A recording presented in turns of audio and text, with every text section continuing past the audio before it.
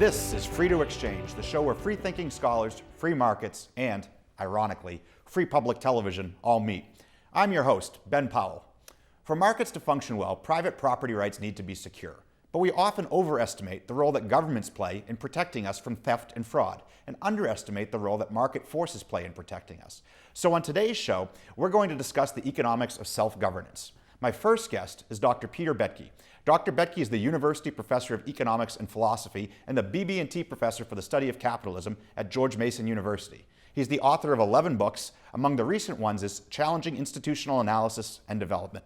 Pete, welcome back to the show. You were here last season as well. I'm thrilled to be here, Ben, and I love being here and seeing all the great things that you're doing at the Free Market Institute. Yeah, and actually we've had Pete here for a while at the Free Market Institute this semester because he's a visiting scholar with us here this academic year at Texas Tech. So Pete, let's start with this. Free markets, for people who watch this show, a lot of them believe in free markets and they say, you know, the government just gets in and regulates too much stuff, but governments need to do a few things and do them well. And one of them is law and order and protecting our property rights. Right. What do you say to that? Well, I think the first thing that we have to do is we have to make a distinction between governance institutions and governmental institutions. And when we mean government, we need a territorial monopoly on governance services. And with all monopolies, that creates problems. And so one of the main things that we want to sort of introduce into our governance structures is competition, so that in fact individuals will be able to be reflect on what governmental services they need and move when they don't like those services and challenge them, so the government is more responsive to their needs. Okay, so thinking about ways that we could instill actually let's think kind of historically then in the United States. Was there more competition between governmental units before than there is today? Well, think about something like schools. This is one of the areas that a lot of economists call that schools are a public good that need to be required. Parents want their kids in high quality schools and whatnot. And Milton Friedman always used to like to point out that when he went to high school in the 1920s, there was 150,000 school districts in the United States. But by the time Milton Friedman was later in life and started his own ideas on school competition, there was only 15,000 school districts. What had happened was that schools had in fact consolidated and reduced the amount of competition between the schools themselves. They became bigger schools, less responsive to the populations that they served. And as a result, what did we see? We actually saw a declining in school performance and more frustration from parents about schools. And so Friedman liked to say, we need to get back and introduce more competition in schools. And I think that that's true not only for school services, but all kinds of what we might call local public goods.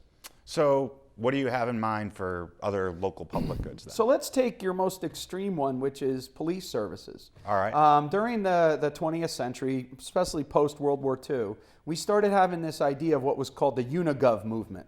And the idea was that you would consolidate more and more governmental units into a giant bureaucracy, because the bureaucracy would be run by trained experts, and then it could be better at producing these local public goods.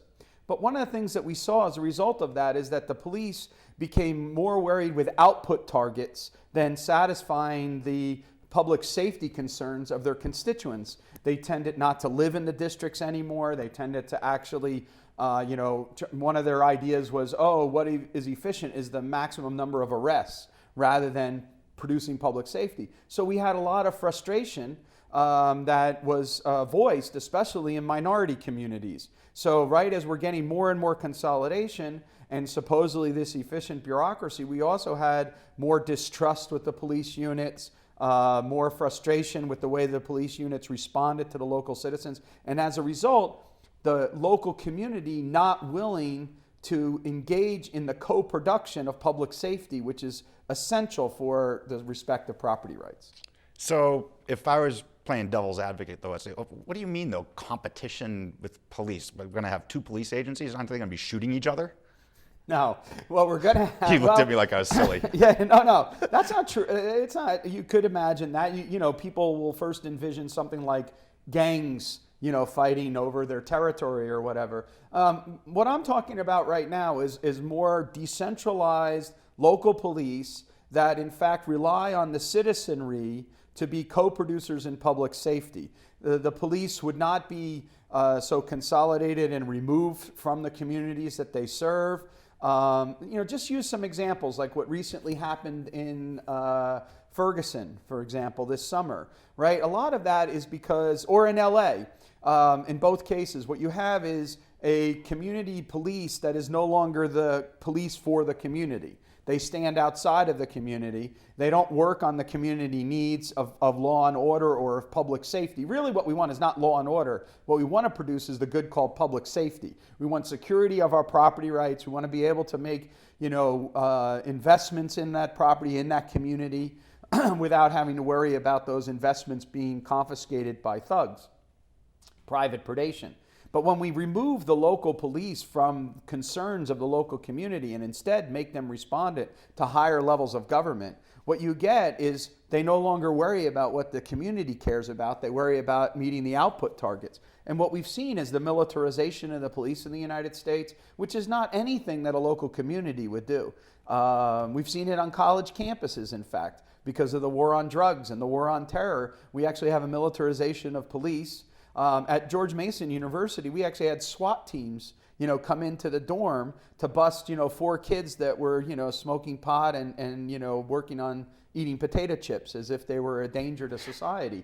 Instead, in a more community level police, what you would do is you would discipline kids that are violating the rules, but not necessarily, lock them up and put them away and all these kind of issues. There's various different levels. So, one of the main things in decentralization is you need to have rules that do the following thing. They limit access to the resource, they assign accountability for the use of the resource, and they introduce graduated penalties for violations of those. Not severe penalties. So, if someone violates a property right, you don't cut off their head. Right off the bat. What you do is you sort of gradual penalties, escalating, and that's the way in which civil society operates. And with the militarization of police, So all of what you're describing isn't just like pie in the sky economic theory, right? You've just done this book that studies the Ostrom's research program around the world. What happens when people are left alone and government doesn't provide the governance? Right. So Lynn Ostrom, who won the Nobel Prize in 2010, the first woman to have won the Nobel Prize, this book was written, before that, and her husband Vincent had this whole research program where they studied local governance structures. And one of the things that made her famous was the study of local governance across the world and across times. So she studied Japan to the Boston and the lobster pots and everything like that, and the way in which private entities could self-police their activities. So it's not the case that if you believe that we decentralize, everyone is just in kumbaya and hugs each other or whatever. There's still going to be tensions and whatnot, but you have to evolve rules which allow to do it. And what they found was that people in a wide diversity of circumstances, and in fact very unfavorable circumstances for self-governance, nevertheless find a way to self-police their activity so that they can realize the benefits of social cooperation and the division of labor. And so we do not need the state to have governance. That's the main bottom line. That when there's gains from trade, when they can become wealthier by establishing better rules, right, people do it. Right, and that is, it's basically the principle of the freedom of exchange. If you allow individuals to have secure property rights and freedom of exchange, and if the property rights are not secure, the benefits of freedom of exchange are so great that individuals will find ways to make those secure without the state. And how would you see this working in the world of policing then? Well, so I think what happens is you would move down to a situation where you would have like the way you would have in private neighborhoods or in a mall or in Disneyland, right? And so in Disneyland, there's potentials for thieving, for muggery, for all kinds of things like that, but it doesn't happen all that much. Why? Well, because they have security forces that are there to do it, but they're local, they're involved, they respond to the purposes of Disneyland. Just like in your hotel or just like in your private neighborhood, let's say a gated community or whatever. And we've seen a rise of gated communities in the United States precisely because our formal structure of governance with lack of competition are failing to provide the basics of public safety for people. Yeah, I certainly haven't felt unsafe when I've been in Disney World. But our second guest is going to tell us a little bit more about that. Yeah. But thanks for laying out the groundwork on all of this with us, Pete. Well, I greatly appreciate it, and you're doing a fantastic job here, Ben, and keep it up. All right, we'll see you next time. All right, thanks. Up next, we're going from theory to practice. Our next guest will tell us how private companies have provided governance in the marketplace that many assume governments must provide. We'll be right back. Free to Exchange is a joint project of Texas Tech's Free Market Institute and Texas Tech Public Media. More information is available at fmi.ttu.edu.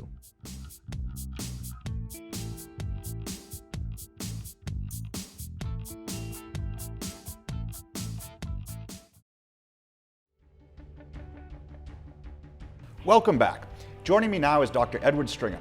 Dr. Stringham is an associate professor of economics in the Rawls College of Business and a research fellow at our very own Free Market Institute here at Texas Tech. He's the author of the new book, Private Governance, Creating Order in Economic and Social Life. Ed, welcome back to the show. Thanks so much, Ben. Good to be here. So I'm really excited about your new book that's come out, and it's great on this topic of self-governance. And you discuss some of the economic theory that our previous guest was talking about in there, but also you go through and give a lot of concrete examples in the world of places where economists before have said markets couldn't provide governance there, and you say, well, actually, here they have. So would you tell us about one of the first examples, maybe early stock exchanges? Oh yeah, so a lot of people just assume government needs to do certain things, right. like enforcing contracts. Well, the history of... We have the SEC here in the United States, right? The history of advanced markets existed before the creation of the SEC. And if you look at the first stock market, which was in Amsterdam 400 years ago, it was completely privately regulated. Government didn't understand it, government didn't enforce any contracts in it whatsoever. And so rather than relying on the state, they had to form private forms of governance to make sure that people abided by their word. So wait, if I said I was going to buy a stock from you, we make a transaction, I don't pay you, the government in Amsterdam just said, nada? Right. They thought it was a form of gambling, actually. They didn't understand the purpose of secondary markets. So they said, you can engage in those contracts, but we're not going to enforce it because it's a form of gambling. So were these stocks or options even? They had stocks very early on. They had very sophisticated forms of stock transactions. They had forward transactions. They had stock short sales. They also developed options in the 1600s. All of them completely independent of the law. None of them were enforceable in courts of law, but people figured out ways to privately enforce these contracts without the state. So how did they do it? Well, primarily they would rely on reciprocity and reputation. So if you and I are dealing with each other all the time, and I, for example, default on my contract, you're going to be very wary about dealing with me in the future. That's probably one of the main reasons why people follow through with their word. In addition to that, they use reputation mechanisms where if I were to default against you, you could alert other people in the stock market whether or not I was a defaulter. And so by sharing information about the reliability of people, they had a very basically effective way of making sure people follow through with their word. So, I mean, this works well if I know you're a deadbeat and you say you're going to buy me a beer and you don't. Your reputation's going to matter here. I still owe you that one, Ben, and I promise to pay you back after the show. But how does this work with more traders in a stock market like this? Well, it worked in Amsterdam for 100 years, hundreds of traders. In London, same thing. They had similar issues. Government thought it was gambling. They didn't enforce contracts.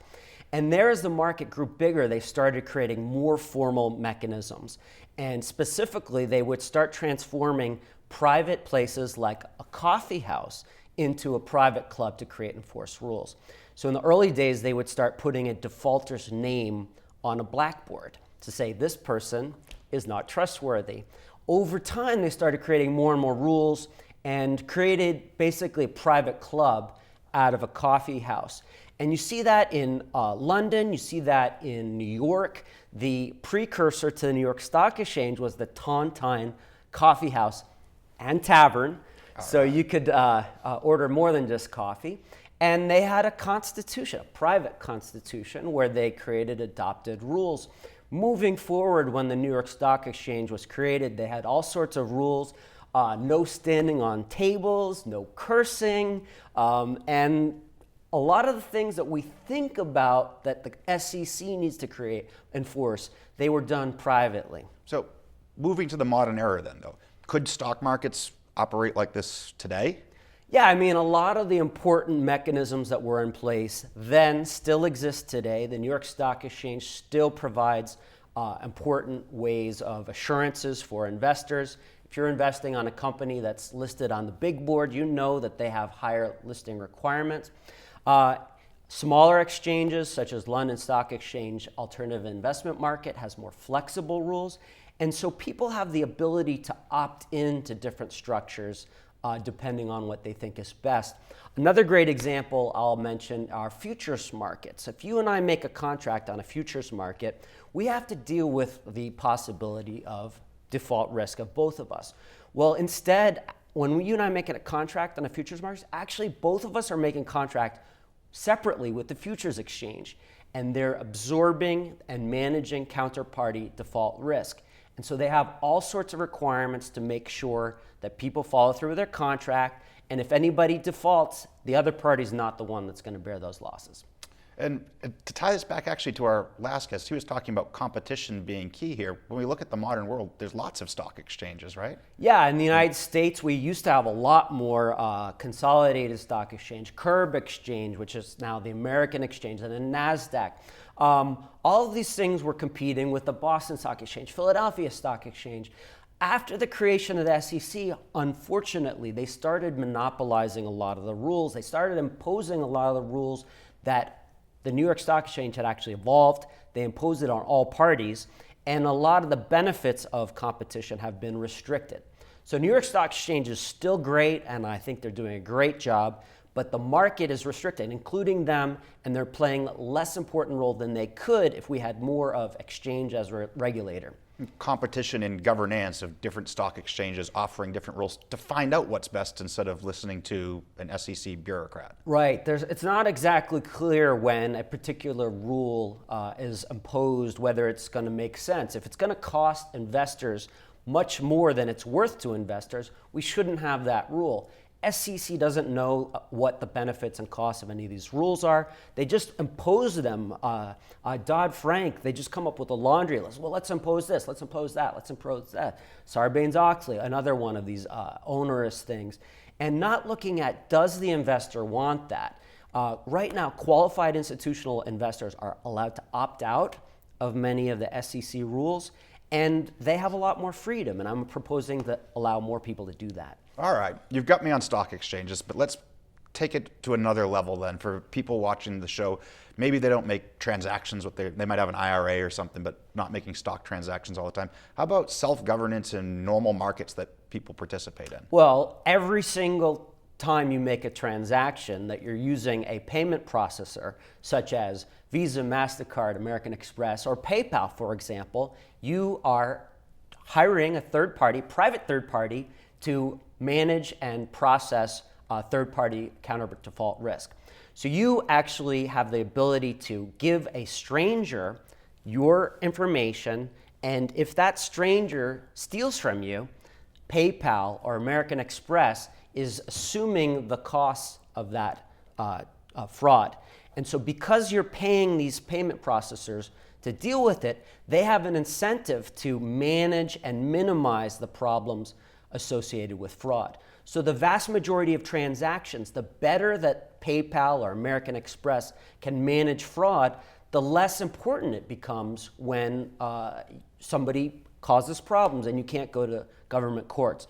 So you and I spent some time in Eastern Europe, and you could give any stranger in the world this piece of plastic, and you know that you're going to get what they're giving you, and you're not going to be overcharged because your bank has a relationship with their bank. Yeah. And I remember something about PayPal being defrauded by the Russian mob back 15 years ago. Didn't the government come in and solve this for them? There's some great examples of PayPal early days. They had fraudsters from all around the world basically hacking into individuals' accounts, transferring out, for example, $10 from a bunch of people's accounts, putting it into someone's account and say, oh, here's my $100,000, we're going to leave. Another example, the founder, Peter Thiel, mentioned was a scheme where people were selling Xboxes before they came out. And they said, give us the money now, 2 months from now, we'll ship it. And what PayPal realizes, they're on the hook. If these things go bad, PayPal's going to lose. And they found a lot of these fraudsters were in places all over the world, like Uzbekistan, and places where you can't exactly track these people down. They tried calling up, in certain cases, they found out who it was. They tried calling the FBI. FBI was powerless. Instead, PayPal figured out ways to manage the fraud and prevent it from before it occurred. Okay, that's cool. So all of these are financial transactions. Let's move this to the brick and mortar world. Our prior guests told us a little bit about Disney World, but I imagine people could say it's the happiest place on earth. Of course, it's not a big problem there, but you've actually worked on tougher cases too. You've looked at policing in San Francisco, private policing there too, haven't you? Yeah, so the same examples apply in brick and mortar cases as well. Early San Francisco during the gold rush, or basically no police for the first few years. They started coming around, but the government police were considered corrupt, underfunded. And so merchants were really concerned with the growing problem of crime in San Francisco. And so they didn't just sit around and call up Washington, D.C. They didn't have that option. Instead, they created a system of private police. And these private police still exist to this day in San Francisco in less numbers than they existed during the early times. But they, at the turn of 1900, they had over 1,000 of these private police, and they were basically fully private, fully deputized private police. So they're not like security guards. No, and they had guns, and at a certain point there was a case where a politician killed a newspaper owner for printing something bad about him, and the government police turned a blind eye to this politician. And the private police said, no, you can't actually do this. So they actually did enforce laws in this case. In many cases, they had private tribunals as well. So everything that we think about that government has to do, if you look out in history, there's probably tons of examples of it being done privately. And that's why I think this is such an important book that you've written, Private Governance. I recommend it to everybody out there. It's the best book ever. Thanks. Thanks as always, Ed. Markets depend on rules that enforce property rights and protect people's lives. But on this show, today we've learned that there's a distinction between governance and government. Government is a monopoly on the creation and enforcement of those rules. Governance is when there's competition among different sources for creating and enforcing those rules. We often make a mistake by just assuming that the rules and order must come from a government, when in reality, throughout history, markets, and for that matter, civil society, have countless instances where people innovate their own rules of governance that can protect our lives and property and allow markets to flourish without the interference of outside bureaucrats who often hinder the gains that we all get from trading with each other. I hope you've enjoyed today's show. We'll see you next time.